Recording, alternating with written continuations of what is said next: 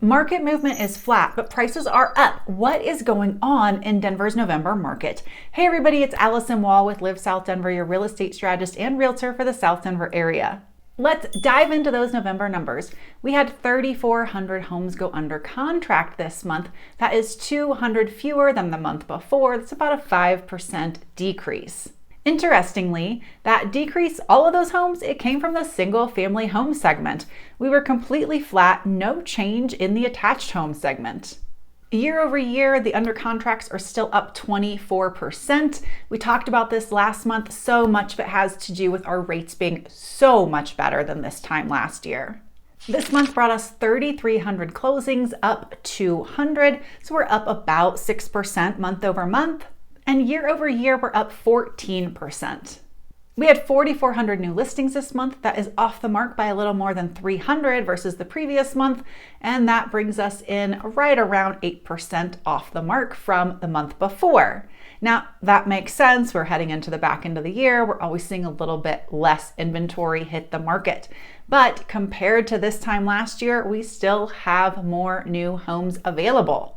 There are 22% more listings available now than there were this time last year. Despite looking so good in the new listings department compared to last year, inventory actually took a downward tick. We had 3.6 months of inventory last month, and this month we're at 3.3 months of inventory. The average days on market increased by 4 to 44, but the median days on market did not change at all. Let's get into the best part, the November home prices. The average sold price for all homes in November, $702,000, up $36,000 from the month before. With that increase, we recaptured all the loss we had from the previous month, and it also put us up 4% year over year. The single family home price average is $774,000, an increase of $33,000 month over month. That's about a 4% increase month over month. But year over year, it's only up 1.5%. The condo and townhome average price is rolling in at $480,000, an increase of $11,000 month over month, about a 2% increase. This increase is giving us another picture into the roller coaster of attached homes, up a couple months, down a couple months, up a couple months. But overall, year over year, they are down by 3%. All right, over to those median home prices. The median price of all homes sold for November, $593,000, an increase by $22,000, which again almost covers the entire gap from the previous month where there was a drop. It puts us up 4% month over month. It also puts us up 3% year over year. The median single family home price is coming in at $644,000, up $19,000 from the month before. It's a month over month and year over year change of 3%.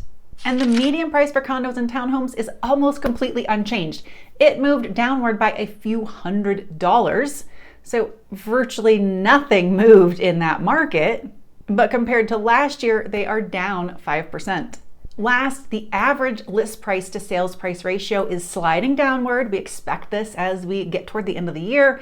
It was 96.8. It has moved down to 96%.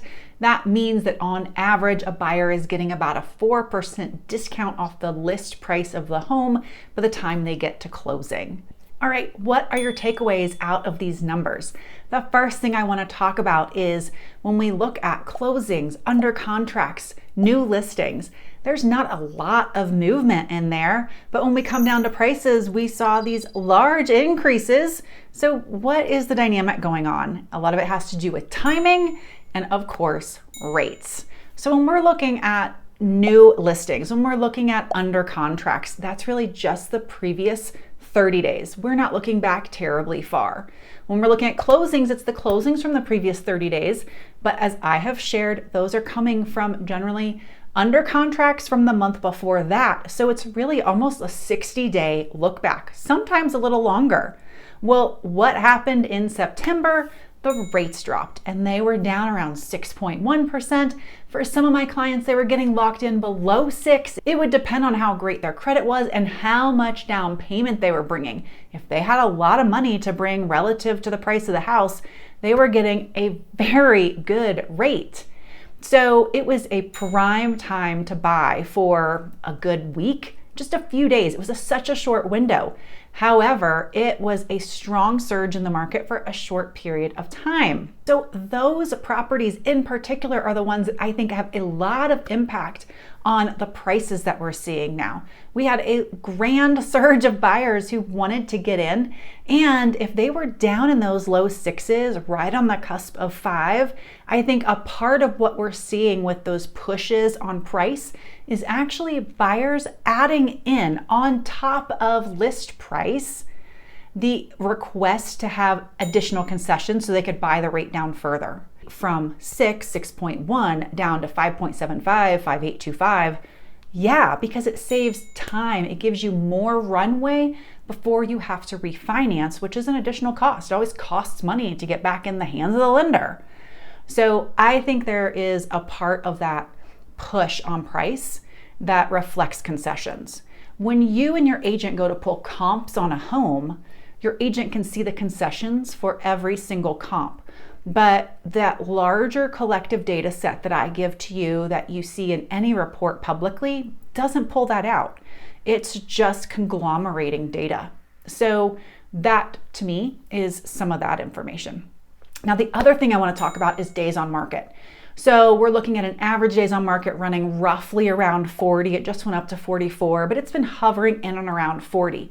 That is for homes that have moved off market. So we've taken it from active, we've moved it to under contract. We're expecting it to go right on to closing.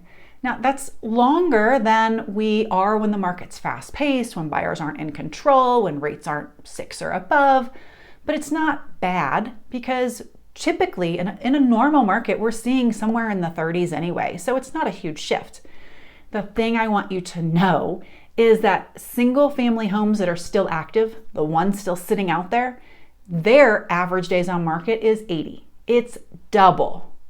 So this continues to go back to the message I share every single month. Buyers, if you see a house sitting on the market, it may be that it just needs an offer. I sat and looked through the houses on market over 90 days in Douglas County looking for a horrible, ugly, awful house. I found like 5. There are so many really nice homes. It's just that someone needs to go in and make an offer. Now, I know I could go into one and it smells like smoke, it smells like cat pee, it's horrible. There's some things I don't see from photography because the photographers are great at hiding stuff. But in pictures, there are some really amazing homes. Once we get rid of the ones on power lines and on major roads, make the offer. And sellers, if your house is sitting there 80 days more, you're past 40, you're past 30, it is price. The only time it's not is if you have something really rare, crazy high price point, something just unique in terms of architecture, aesthetic, location. And in that case, your agent needs to be marketing to the people who are the buyers for that. You need to have, your set expectation, and it does happen. But those are really rare. And I will tell you why. Because I pulled the data for Cherry Hills Village, which is our creme de la creme, most expensive community here in South Denver. And in the last 90 days, 20 properties sold in there. The average price point is $4.8 million in there. The highest priced home in the last 90 days was $20 million. And the average days on market for those 20 properties was 40. And if you take out the just three properties that were on the market over 3 months, the average days on market for Cherry Hills Village dropped to 19 days. So even high-end properties with sticker shock prices for some people, not everyone, are moving quickly. So sellers, do not get into the mindset that your property just needs more time, just needs more exposure. It is exposed. For buyers who are looking and they are there, you do not need a lot of time on the market. You need it priced right. You need it to look good. You need to come out of the gates launched like you are the debutante at the ball and get it right. Buyers, if the house is languishing and you think you like it, go see it twice, make an offer. If you are sitting on the fence about whether or not to buy before the end of the year, if it's an existing home, I'll sit on the fence with you, right? I don't know that I care much if you're going to buy an existing home. You would need to get a good concession from the buyer to buy down the rate. The rates are fine right now. They're like back in the mid 6s. I'm going to say I'll wait with you if you want to wait. If you're looking at a new construction home and you can close before the end of the year, do it. I have so many good deals that I have seen my clients get in the last 30 days that will knock your socks off. Locked in rates for 30 years in the low fives, first year in the fours. There is so much good opportunity that I cannot sit idly by and tell you to wait until spring, because their fiscal year starts all over. And that is all gonna go away. It is all gonna go away. They are resetting their goals. They are expecting rates to drop. They are anticipating good traffic. Yes, there will be perks, but nothing like right now. Okay, that's my update. That's my soapbox. If I can help you, if there are questions, if you have things you just want to discuss about end of this year, start of 25, please reach out. I would love to connect, and I will see y'all next week.